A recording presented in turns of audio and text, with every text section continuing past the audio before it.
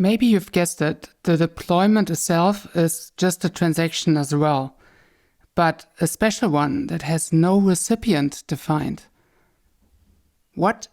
A transaction with no recipient? So where does it go to? Well, nowhere really. We are creating a new contract after all. So who should be the recipient, right? So the recipient is simply not defined for this special transaction. And the data we send along in the transaction is basically the bytecode of the contract we want to deploy. So let's have a look at how we can do that in Remix. So we have again our full contract here from before. And let's go to the deployment tab, which is this Ethereum logo here on the side. And now we can choose the transaction parameters here and also the network where we want to deploy to. Let's use the JavaScript VM for now. This is the easiest option and just means you're running an Ethereum virtual machine directly inside your browser.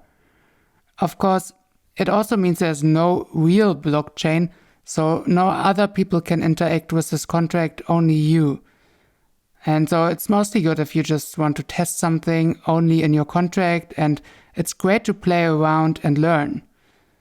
The names in brackets here are referring to the version of the Ethereum virtual machine used. Since Ethereum gets regular upgrades, there might be small changes to existing opcodes or new opcodes added. In general, you can just pick the latest version here. So now when we deploy, we'll immediately get a new contract here. You can see the address of this new contract here. And now let's call the getRandomNumber function. And we got 9 as expected. Now let's call the payMeBackLess function. And here we can define the funds that we send along in the transaction. So what is this way here? We've briefly talked about this when discussing gas prices. But as a reminder, 1 way is the smallest unit in Ethereum.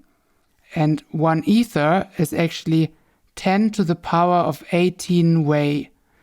So in Solidity, all the values you'll calculate are based in way. Remember that. But for us now, let's input this number here in ether because it's easier to understand. And let's just pass 1 ether to the function and call it.